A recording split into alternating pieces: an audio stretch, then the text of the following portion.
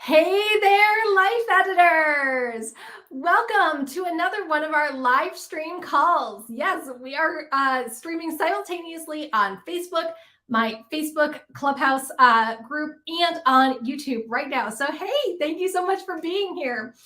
Thank you for being here, but I am not here right now. Actually, as you can see, this video is pre-recorded. And that's because the day that this video is going out, the day we're having this live stream, I am actually getting back from vacation. So I'm probably very tired right now. I'm either asleep right now or I'm on the couch watching Disney movies or something like that right now. Let me know if you ever get like really tired when you come back from a vacation. When I come back from a vacation, I usually have to just like crash for a day or two and then I'm good to go. So that is why this live stream is pre-recorded, because I just got back from vacation and I knew I needed this pre-recorded. So today we are wrapping up this month and this month's theme has been Take Back Your Time. Every week this month, we've been talking about ways that you can reclaim your minutes, use your time wisely, get stuff done faster, avoid burnout. So leave a comment and let me know, have you enjoyed these themes that we've been doing? We'll have another theme next month, so stay tuned for that. But also going along with our theme of Take Back Your Time, we have a book this month. This is our book club discussion, the 4% Fix. And today, right now, we are talking about the 4% Fix. So I hope you used all month to read this book. If you have not read the 4% Fix yet, that's totally fine. I left the link below this video where you can get your copy of the 4% Fix and you are going to love it. It's going to help you transform your mornings. So if you need to pause the video or save it in your watch later list and then read the book and come back, you are going to really love the discussion that we're talking about today. Because I firmly believe that you can transform not just your day, but like your whole life and all of your goals just by working on your morning routine. And that's why I was so excited for us to be reading 4% Fix this month. So go ahead and let me know. Did you read the book? Did you love it? Did you hate it? Let me know. I want to hear all the good and the bad. So today we're talking about the 4% Fix and how we can help us take back our time, specifically by working on the 1 hour of our morning routine. So that is why it's called the 4% Fix. So just 4% of your day, 1 hour a day, can really revolutionize everything that you're working on and make you so much happier and so much more productive. So let me ask you this. The subtitle of the book is How 1 Hour Can Change Your Life. Do you believe that? Do you believe that 1 hour of your day, doing something during just 1 hour of your day, can change your life?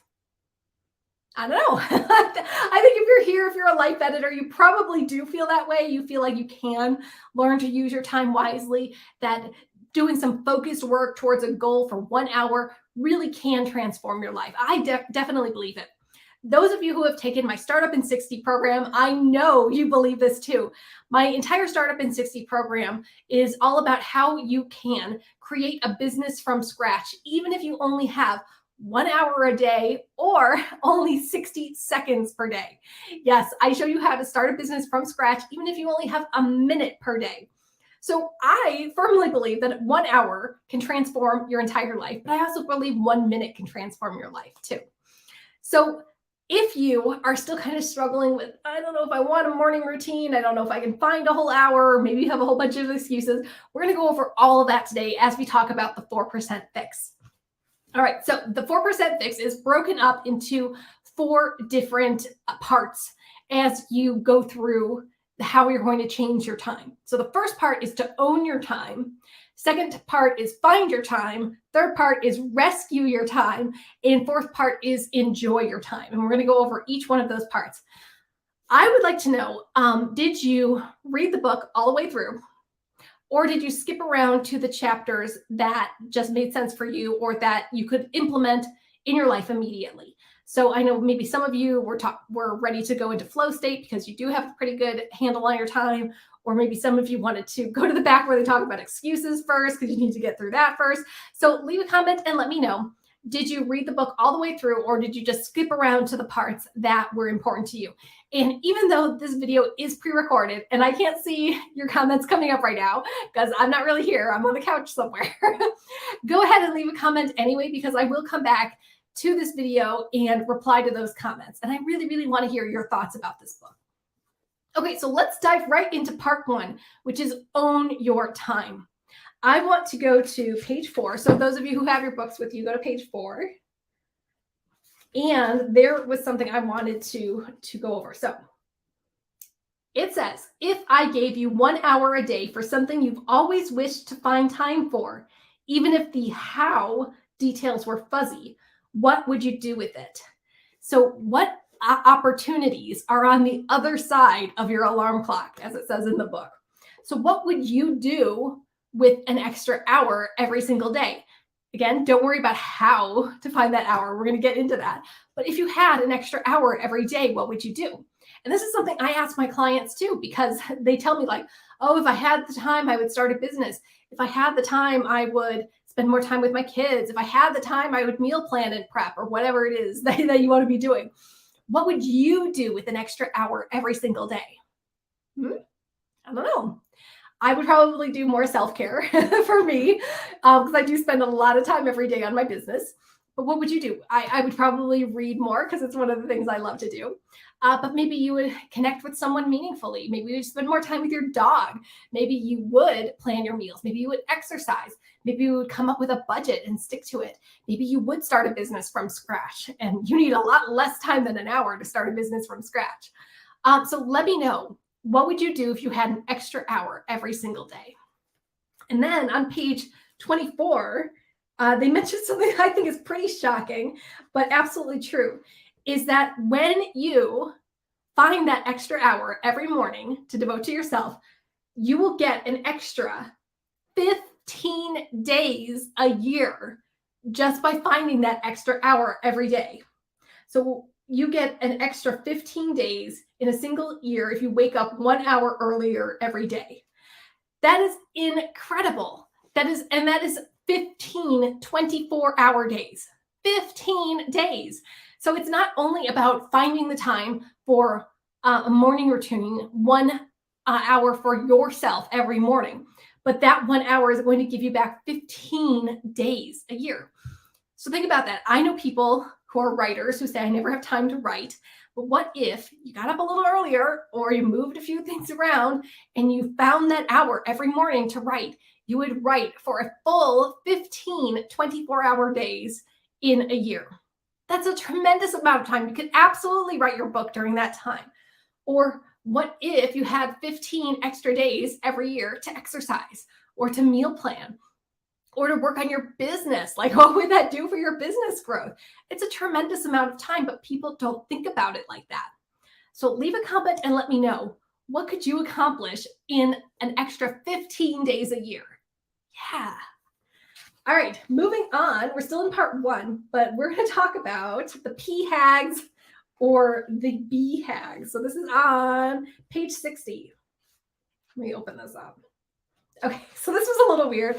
I've heard P hags and B hags before, but I don't really use the terms. But a B hag is a big, hairy, audacious goal. Big, hairy, audacious goal. So that is something just like huge. That is like your vision statement. Like, I want this great big thing, like whatever it might be, like $1 million business, or I don't know, save $100,000 for a down payment for a house, or whatever it is, lose 100 pounds, like a huge, big, hairy, audacious goal. And then on the flip side, there are PHAGs, which are your petite, hairless, agreeable goals. And those are tiny, easy to do goals. They aren't as big and like crazy as those BHAGs, but maybe that's okay. I noticed for like all of my goals that I work on, they are not big, hairy, audacious goals. They are petite little goals because I want to reach them.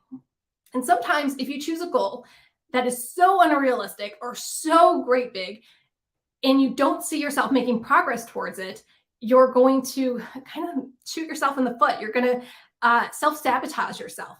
Leave a comment and let me know, has that happened to you? Have you ever chosen a goal that is so big that you don't make progress on it, and then it makes you not want to make goals ever again? Like if you say, I'm going to make $1 million in my first year of business. Well, that's not realistic for most people. And I could see how that would be damaging to your self esteem as you trudge along, not earning $1 million. But maybe if you say something smaller, like I'm going to earn whatever, $10,000 my first year of business, or whatever it might be, depending on your type of business and whatever it is that you do. Maybe that would feel a little bit easier. It's still a stretch, it's still a goal, but it's smaller and more manageable. And my thinking is if you choose these PHAGs, these petite hairless goals, petite hairless agreeable goals. I don't use these terms. You would find something else. I would call them small smart goals. Small smart goals. That's what I would call them. You're going to feel that energy of completion. And the energy of completion is when you complete a project, when you complete a goal, and you're like, yes, I did it. It fills you up. It makes you more excited to do the next goal. But if you keep having these amazing, like scary goals that are so big, you can't even like take a bite out of them, then that's not going to motivate you. So leave a comment and let me know. Do you go for the great big hairy goals, or do you find those small little goals and chip away at them and get more urgency and more completion in your life? Okay. Moving on to page 35, we're going to talk about your focus 4. So what Karma Brown was talking about in the 4% Fix is that you should limit your focus to 4 things in different areas of your life. And that's where most of your time and energy is going to go to. So when you're trying to figure out, well, what do I do in my hour this morning? She doesn't recommend wasting your time or goofing off or being on social media or zoning out or whatever, but use it for one of your focused 4. And for her list is health and wellness, creativity, family, and productivity. And you might have different focused 4 depending on your life. So for me, I don't have family and I don't have kids. That's not a part of my life.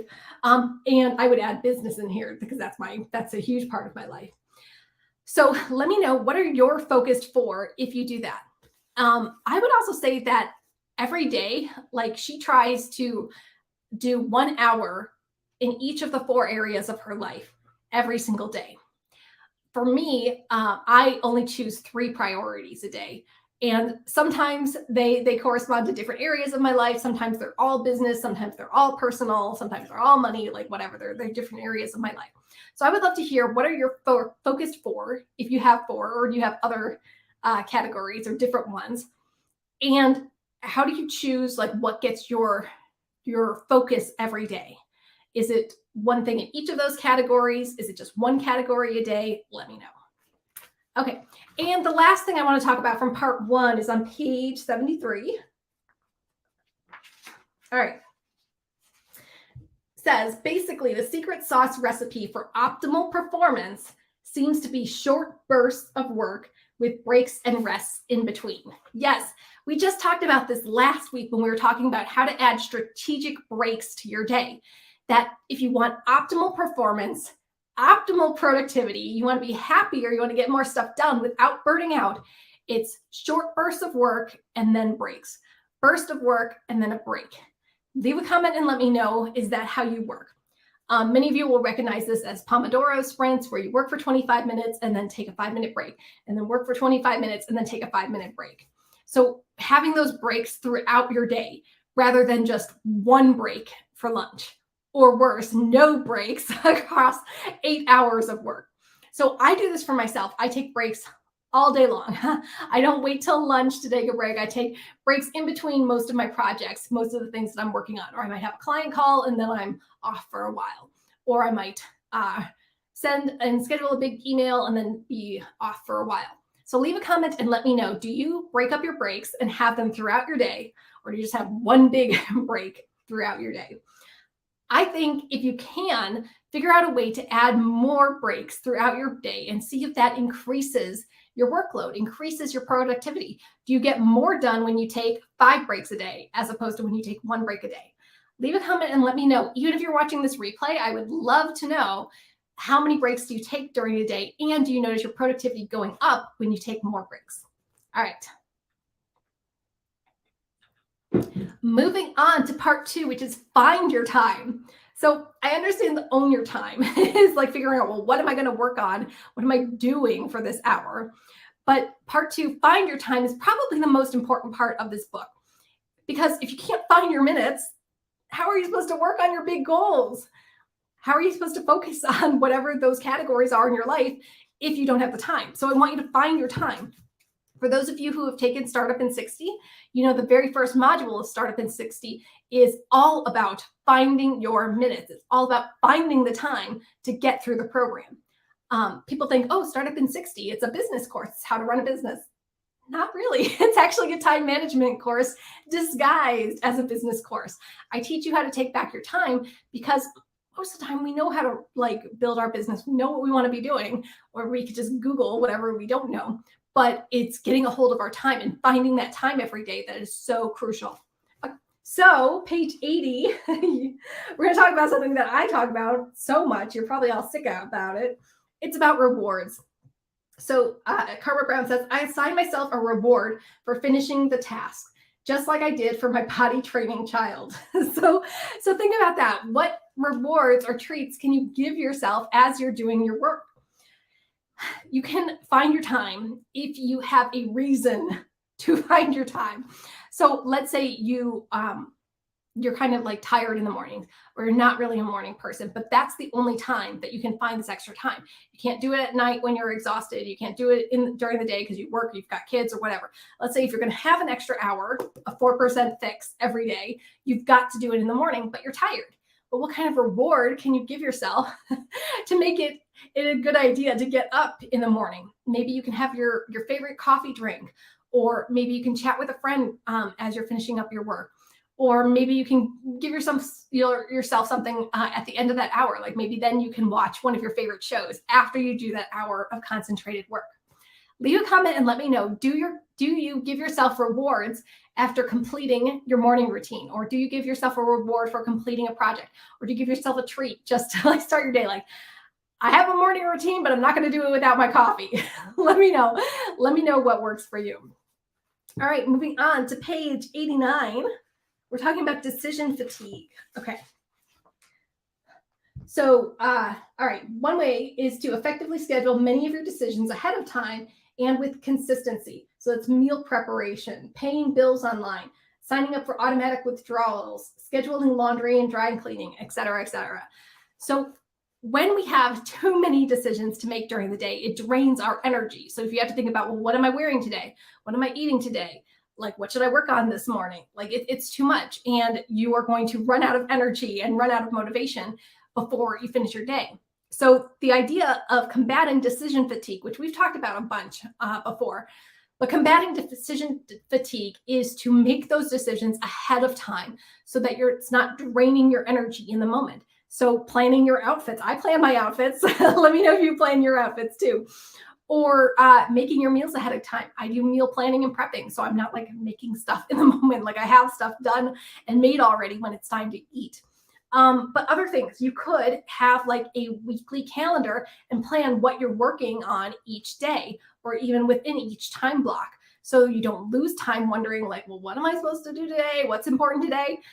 Leave a comment and let me know, what things do you schedule ahead of time so that you're not losing energy in the moment trying to come up with an answer or come up with a decision. That's a really, really great way to find your time, to find those lost minutes, is to pre-schedule and pre-plan as much as you possibly can. Okay, page 99, there was a great quote, which I thought everyone should read. Yeah, from Arthur Ashe. Start where you are. Use what you have. Do what you can. Love that. I love that. Sometimes we feel like, well, I can't do whatever it is until I earn a certain amount of money, or until I move someplace new, or until whatever it is, until I read these books or do whatever. But I can't start a business, or I can't save money until this, or I can't do my own hobbies until the kids are out of the house, or whatever it might be. But you can start right where you are, using what you have. This goes along with step 1 of the life editing process, which is create your foundation. You have so many good things in your life right now, resources, people, support. That's all part of your foundation, that you can move forward on any goal right now, right where you're at right now, using what you have. So leave a comment and let me know, what resources and support and tools do you have right now that can help you get closer to your goal, but maybe you're not noticing it right now? Like maybe you can buddy up with a friend and have an accountability partner and support each other that way. Or maybe you can cut back on some of your apps or streaming purchases or whatever, so you have more money in your pocket so you can save. You have so many tools at your disposal right now that can help you. So start where you are. Don't keep thinking that like, oh, I can't do that until whatever, until I make $1 million or till something happens. Like you can start right now, right where you are. All right, next 107. I thought this was so fascinating. And you've probably heard of chronotypes before. So according to this research, there were 4 different types of chronotype. And what that is, it's just how you and your body and your mind distributes your energy throughout the day. So let me tell you the different ones, and then I want to hear from you. Which chronotype do you think you are? So lions, who get up between 4:30 and 5:30 a.m., represent about 15% of the population and have type A features to their personalities. Bears, who get up when the sun rises and go to bed when the moon shows up, make up about 55% of us. They are generally easygoing, more easygoing than lions, and tend to have decent sleep habits. Then wolves only make up 15% of the population and are the night owls of the bunch, staying up much later than the rest of us. They tend to be introverted and creative. Dolphins make up the remaining 15%, and they are rough sleepers. Similar to lions, that they wake up early, but they tend to be insomniacs and have a lot of anxiety. They can be quite productive, but they don't sleep well. Okay, so I know that was a lot. So lions are the early risers, the type A. Bears are like most people. So they're easygoing, good sleep habits, get up when the sun comes up, go to bed when the moon's out. Wolves are the night owls, and they stay up late, but they're introverted and creative. And then dolphins are like the lions. They wake up early, but they have tons of anxiety and bad sleep habits. Where do you fall in that? Where do you fall in that? What is your chronotype? I would love to say that I was a lion, that I get up early and I'm type A, but I am most certainly a dolphin, which I hate to admit that. But I do get up early, but I have horrible sleep. I have anxiety and nightmares every single night, and I'm not very rested. I have lots and lots and lots of anxiety. So 100% dolphin right there. But maybe with some better habits, I can move into being a lion and have less anxiety and better sleep. So I would love to hear from you. If you're watching the replay, go ahead and leave a comment and let me know, what chronotype do you think you are? So lion, early riser, bears, which are just the general population, good sleep habits.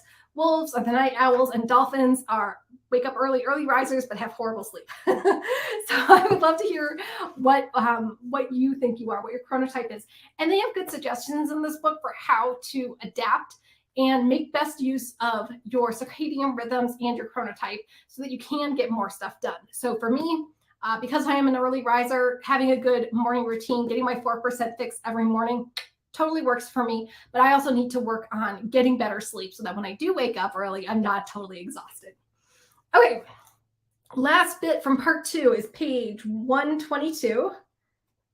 And that's create a power down ritual at bedtime. So remove all devices from the bedroom at least an hour before you go to sleep. Get rid of blue lights. Use your phone as an alarm clock. Put it on night shift. All those other suggestions. So having a power down ritual. I've heard this from many other coaches and self-development leaders too, that before you go to bed, have some kind of ritual or routine that gets you prepared for bed. So that could be like setting an alarm a half hour before you need to go to sleep, an hour before you need to go to sleep, and like turning off all the lights, getting changed, lowering the temperature, brushing your teeth or showering, whatever you need to do, doing a meditation, writing your gratitude journal, and easing your way into sleep. I know when I do that, I get much, much better sleep than if I like stay on my phone or answer emails until I go to sleep. So have some kind of power down ritual. That's going to give you better sleep so that when you do wake up in your morning for your 4% fix, you feel well rested and you can get a lot done. Okay. Moving on to part 3 of the book is rescue your time. And let me go to 149, page 149. Okay. So the quote is from Will Durant, and it says, "We are what we repeatedly do.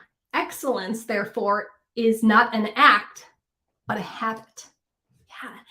Do you believe that's true, that we are what we repeatedly do? I definitely believe that. And I try to instill that in my clients, that it's one thing that if you have a business to publish a blog post and send an email, but if you do it once and you don't do it again for another 3 months, your subscribers aren't going to feel like the trust and respect for you. They're going to wonder, like, who is this person? If you email again after 3 months, they're not going to feel that consistency with you. But what we repeatedly do, as the quote says, if you continue to publish blog posts and videos every single week, send emails every single week, do your marketing daily, and build that trust and loyalty with your followers, then you are going to have a great, prosperous business, because people can trust you and they trust that you're not going to like disappear suddenly. Also think about like your health and fitness. If you exercise daily, if you stay at a calorie deficit, you're going to lose weight. It's what you repeatedly do day in, day out, over and over and over again. The results build on themselves rather than doing something once, like, oh, I ran a mile once a year ago. Why am I not fit and healthy? Well, because it's what we repeatedly do. So you want to build that habit. So excellence is a habit. It's not something you do once and forget about. You do it over and over and over again. So for your 4% fix, if you're using that first hour of your day to do some productive work, do something like meaningful for one of your goals, you want to do that consistently every single day. So whether that's like writing your novel or exercising for yourself or whatever, building your relationships or saving money or something, you want to do that over and over and over again to build that habit. Leave a comment and let me know, do you have any habits that you have seen where the results have been building on themselves for months or years? Like, oh, I only do this thing for 5 minutes a day, but at the end of the year, what? You have a great big result. What is that? I know a lot of people like, oh, I only walk for 10 minutes a day, but it's helped me lose X amount of weight, whatever that might be. So really think about how can you be consistent in your work so that you get the big results later without burning yourself out. Okay, page 151, we're talking about flow state. We've talked about flow state before too, and that's when everything kind of falls away. Like you're so into your work that you don't even realize the time going by.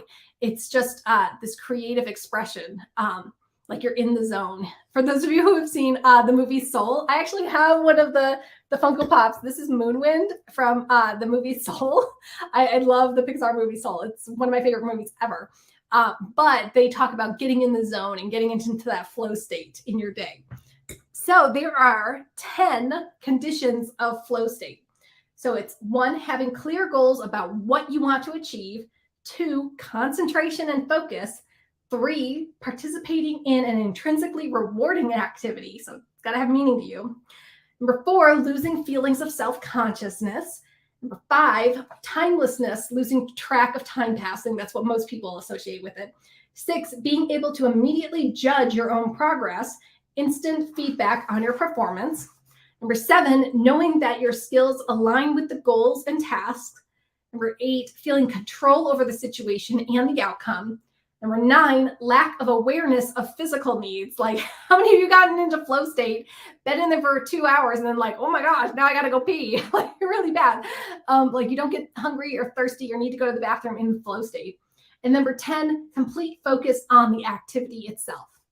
Yes, I know like all of you have experienced flow state at one time or another. It might have been a long time ago, but when you're in flow and you just love everything that you're doing, it's such a creative expression. You don't notice time passing. You don't notice your bodily needs. You're fully focused on whatever that task is. And it could be anything. It could be cleaning your house. It could be spending time with your kids. It could be exercising. It could be doing your work. It could be playing music. But that's how you recognize when you're in flow. And we want to try to get back there again and again and again. That's why it's so, so important for you to take back your time and find the time to do the things that are important to you. Okay. I want to hear from you. When was the last time you got into flow state and what were you doing? So leave a comment, even if you are watching this replay later. Go ahead and leave a comment and let me know when was the last time you got into flow state and what were you doing? All right, now we're moving on to part 4, which is enjoy your time. Imagine that. So you're not just going to be productive and just doing your work. You're going to enjoy your time. And you're going to love, love, love finding that extra hour every single day to focus on something. So let's go to page 205. We're talking about know thyself. Yes. So self-awareness, figuring out like what do you really want to work on? So this is also talking about that intrinsic motivation, that you're doing something for you, not for somebody else. And also knowing your chronotype, not trying to fit into somebody else's schedule, somebody else's circadian rhythms, knowing your lifestyle, knowing like your budget, your energy levels. You can't just think that like goal setting or being productive is one size fit all. I think you kind of know that. But I would love to hear from you. When have you had to be really, really clear about knowing yourself and knowing what works for you? And then you were able to reach some kind of big goal. Like for me, I know my energy dips in the afternoon. So I am most focused first thing in the morning. So I've got to do my genius work first thing in the morning. That is knowing myself. I also know that I work better and do better work when I'm working for me and not for like a big corporation. I was a book editor for 10 years and it was great, but I am insanely more happier doing work for myself than for another corporation. And that's not true for everyone. That might be vice versa for you. So let me know in the comments, what do you know about yourself and how can you apply that to your 4% fix? Okay, and the last thing, which maybe some of us need to do first, is the excuses about why you don't get up earlier. This is 233. Okay, and I kind of go over these same excuses in my Startup in 60 program, which I will link below. But you probably have a lot of excuses for why you don't want to get up an extra hour earlier. But for some of you, you don't even have to get up earlier. I'm guessing that a lot of you, that first hour of your day, you're not working on something towards a goal. You're not writing your novel. You're not working on your business. You're not exercising. You're not like going over your finances. You're not doing something for one of your goals. I bet for most of you, that first hour of your day, you're kind of like puttering around, drinking coffee, looking at social media, like watching shows, like not doing anything that's going to reach your goals. So you don't even have to get up an hour earlier to do that. You just need to use that first hour of your day more focused and more productively. So here are some excuses. I'll be exhausted. So that's likely the number one argument for not getting up with the morning larks.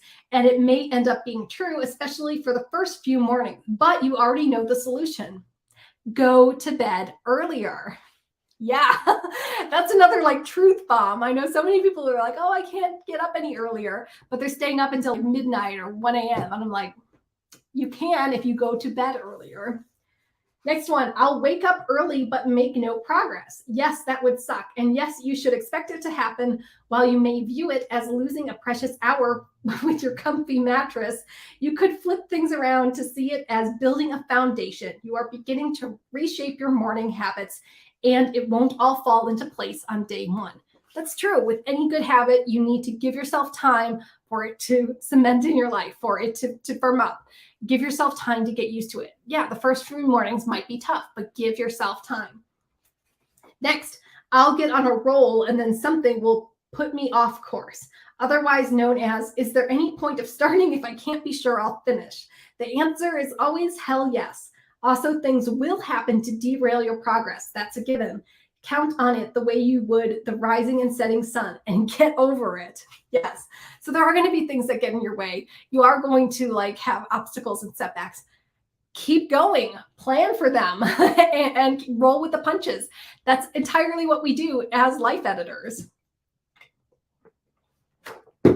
let's see. Last one. Yeah, last one is I'm not ready to uproot my current habits. This is perhaps the most honest assessment. Change is awkward. It can be downright unpleasant. And who wants to feel hard, make that? And who wants to make life feel harder than it already does? What this really comes down to is your level of commitment to yourself. Yeah, that's really what it is. And in one of the first videos in Startup in 60, I asked them, like, do you want to start a business or not?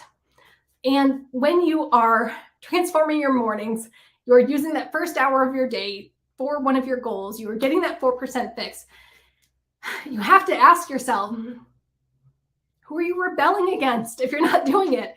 Who is this like parental figure, teacher figure, manager figure, or whatever in your head that is making you not work on your goals or not get up earlier or not do something meaningful that first hour of your day? Who are you rebelling against? You're only shooting yourself in the foot. So you have to ask yourself, do you really want to reach your goals or not? Do you really want to lose weight? Do you really want to start a business? Do you really want to save money? Do you really want to improve your relationships? Do you really want to write a novel, whatever it might be, or not? Like, you're an adult, either you want it or you don't. And as an adult, you should know that sometimes change is hard until you can get used to it. Sometimes you have to be the bigger person and say, like, this is hard. I want to go back to sleep, but I'm going to do it anyway because my goals are important. So think about that. Are your goals really important? Or are you going to look back in your life and be like, you know, I wish I had gotten up earlier and had that 15 extra days a year to do blank, or not? And maybe that's tough love, but I think a lot of us need some tough love. I hope this book was some tough love for you. That, I mean, you're really sabotaging yourself. You can reach whatever your goals are. You can, you absolutely can. It's all about finding the time and making it a priority. So do you really want blank or not? Leave a comment and let me know. What goal are you working on now, and do you really want it? All right, life editors, we have come to the end of this live stream. And like I said, this is pre-recorded because I just got back from vacation and I'm probably on the couch right now relaxing. But I've got some next steps for you. I want you to make the most of your first hour of the day. Get your 4% fix. If you didn't read the book yet, click the link below, get your copy, and really think about what can you do that first morning of your day that leads you to your goals. So you're not going to be watching movies. You're not going to be going off on social media. You're not going to be staring off into space. What can you do that if you had an extra hour every day, you would devote to some goal, like we just talked about at the beginning? So what would you do with an extra hour of the day? And then find your hour and do it. So important. It's really about getting out of your head and refusing to believe those excuses. And there's so many good tips in this book for how you can find your morning hour. All right. And then I want you to come back and share in the comments, either here on Facebook or on YouTube, and let me know. Let me know how it's going. What are you doing in that first hour every day? And are you noticing the gains over time? Are you noticing that the consistency is getting you closer to your goals? All right, life editors, that's it. Thank you so much for being here, even though I'm not here. I'm pre-recorded. But thank you so much for being here today. And leave a comment and let me know, what other topics do you want us to cover during these live streams? I love getting your feedback. All right, have a great rest of your day, and I will talk to you again real soon. Bye.